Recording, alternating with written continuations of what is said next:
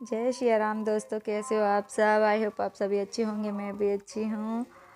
और आज ना सुबह सुबह मैंने आज बहुत ही परेशानी से खाना बनाया, क्योंकि ना मेरी पसली इतनी ज़्यादा दर्द कर रही थी कि मुझसे बिल्कुल भी काम नहीं बन रहा था, खड़े भी नहीं होते बन रहा था और सांस भी नहीं लेते बन रही थी मुझसे। फिर मैंने जल्दी जल्दी से खाना बनाया। आज मैंने बड़ी बड़ी रोटियां बनाई और फिर मैं बाहर यहाँ दिखा दिखा कर डॉक्टरों को मैं परेशान हो चुकी हूँ, पर मुझे फ़ायदा नहीं लग रहा था। तो फिर मैं बाहर डॉक्टर को दिखाने गई, इसलिए मैंने जल्दी से खाना बनाया और फिर मैं गई।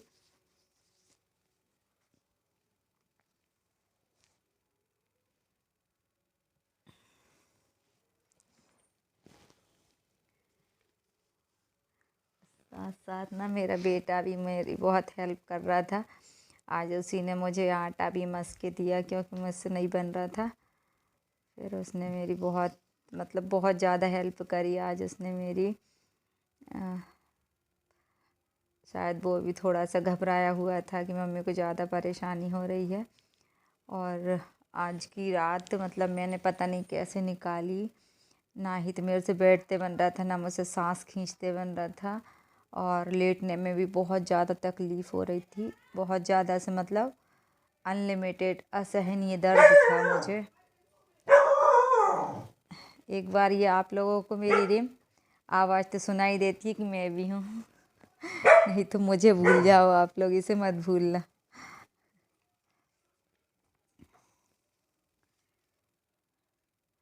और डॉक्टर के पास भी ना आज इतनी ज़्यादा भीड़ थी वहाँ पर भी। मुझे लगभग मैं 1:30 बजे घर आई थी, और डॉक्टर भी शायद 11 बजे करीब बैठे थे। पर वहाँ पे बहुत ज़्यादा पेशेंट होते हैं ना, तो वहाँ नंबर लगाना पड़ता है। तो बहुत देर हो गई थी वहाँ पर, और मेरे से बिल्कुल बैठते नहीं बन रहा था उस टाइम पर।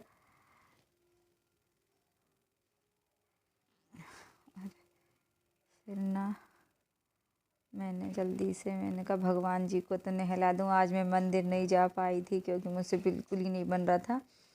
तो मैंने घर पे ही जल्दी से भगवान जी को नहला के और बस जल्दी जल्दी दिया बत्ती कर दिया था, क्योंकि ऐसा भी नहीं हो सकता कि भगवान जी को नहलाया ना जाए, उनकी पूजा ना की जाए। तो मैंने बस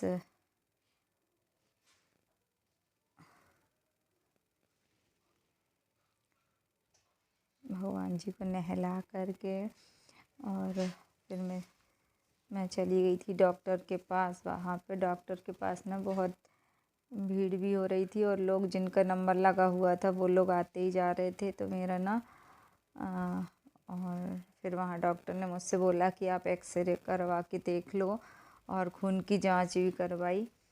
फिर हम लोग ये एक्सरा करवाने गए थे वहाँ पर, और वहीं साइड में ही लैब है। तो वहाँ पे मैंने ना खून की जांच भी करवाई थी। तो नॉर्मली है, हल्का सा शायद एक्सरे में थोड़ा सा इन्फेक्शन जैसा है फेफड़ों पे, बाकी ठीक है। फिर मैंने वहाँ पे डॉक्टर से बोला कि मुझे बहुत ज़्यादा दर्द हो रहा है सर, तो मुझे कुछ ऐसा इंस्टेंट आराम देने वाली गोली दे दीजिए। तो फिर उन्होंने मुझे एक गोली दी, और आधी गोली उन्होंने मुझे वहीं पे खिलवा दी थी कि आप यहीं खा लो। तो मुझे दर्द थोड़ा सा उसमें राहत मिल गई है आज मुझे।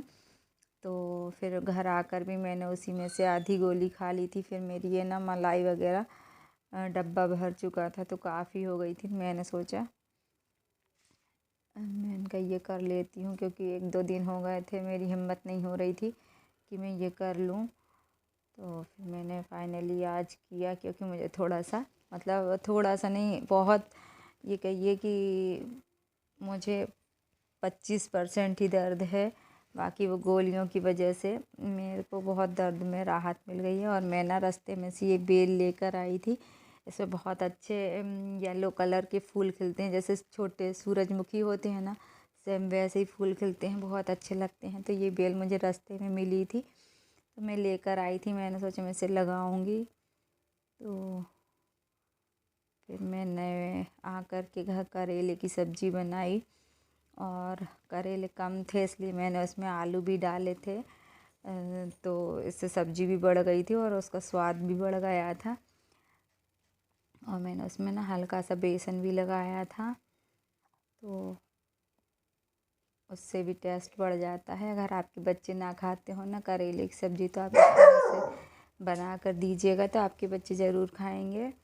और मतलब ये मैं ना स्कार्फ इसलिए डाले हुए हूँ क्योंकि मुझे ठंड लग रही थी और मेरा ब्लड प्रेशर गड़बड़ होने लगता है, तो इसलिए मैं कानों को ढकने के लिए इस वक्त मैं किचन में ही थी। तो मुझे थोड़ी सी गर्मी, शायद मैंने गोलियां खाई थी तो क्या इस वजह से मुझे हल्की सी गर्मी भी हो रही थी, तो मैंने फिर थोड़ा सा क्योंकि दो तरह से मौसम नहीं, मेरा शरीर मतलब ऐसा हो रहा है कि कभी अचानक से मुझे ठंड लगने लगती है और कभी अचानक से बहुत ज़्यादा गर्मी का एहसास होने लगता है। तो इसलिए मैंने स्वेटर नहीं डाला था, स्कार्फ ही डाल रखा था बस, क्योंकि पूरा टाइम ही हो गया था। शाम को भी मेरा पूरा मतलब दिन आज मुझे नहीं मालूम चला कि कैसे निकल गया, क्योंकि डॉक्टर के पास जाने में भी टाइम ज़्यादा चला गया था वहाँ पर। और फिर आकर मैं थोड़ी देर गोली दवाई खाने के बाद लेट गई थी, क्योंकि उस टाइम में मुझे दर्द हो रहा था, तो मैं लेट गई थी। और शायद ये गोलियाँ पता नहीं इनमें शायद ज़्यादा थोड़ा सा नशा जैसा होता है ना, तो मुझे बहुत नींद आ रही थी इनको खाने के बाद में। और मैंने ये फिर घी गरम करा, इसमें काफ़ी सारा घी निकल आता है। तो आप लोग भी ऐसा करते हो मलाई इकट्ठा करके? मैं तो मलाई को मतलब मेरे बच्चे नहीं खाते हैं और हम लोग भी नहीं खाते हैं, दूध तो हम लोग खाते भी नहीं हैं, तो जो मलाई रहती है वो इकट्ठी हो जाती है, दूध का इस्तेमाल भी हो जाता है और घी भी निकल आता है, तो दोनों ही काम हो जाते हैं।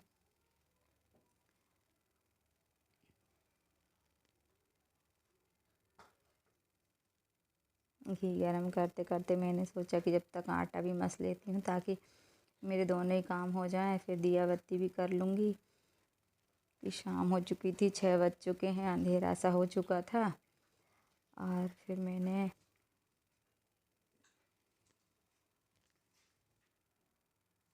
आज मैं ना बिल्कुल मतलब मंदिर भी नहीं जा पाई थी, क्योंकि मेरा मन तो था लेकिन नहीं जा पाई थी, मुझे बहुत ज़्यादा ही तकलीफ़ हो रही थी। तो फिर मैं गई डॉक्टर के पास।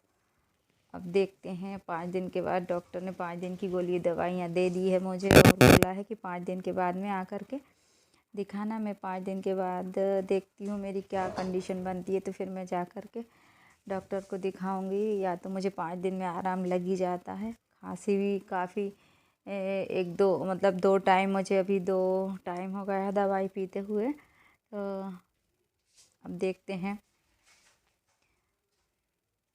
प्लीज़ यार, मेरी पता नहीं आजकल मेरा स्वास्थ्य बिल्कुल भी साथ नहीं दे रहा है, कभी कुछ और कभी कुछ चल रही रहा है मेरे साथ में। तो प्लीज़ आप लोग थोड़ी सी प्रार्थना कीजिए मेरे लिए कि मैं ठीक हो जाऊं और मेरी ये प्रॉब्लम ख़त्म हो जाए।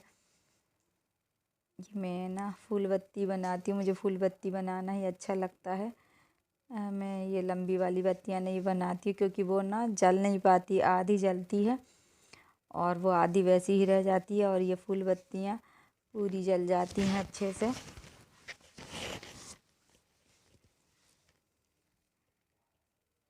शाम को आरती करती हूँ शिव जी की आरती गाती हूँ, मतलब मुझे उनकी आरती करना ही अच्छा लगता है। और शाम के वक्त में, सुबह तो नहीं करती हूँ मैं, सिर्फ सुबह के टाइम में दिया बत्ती कर देती हूँ, शाम को आरती करती हूँ।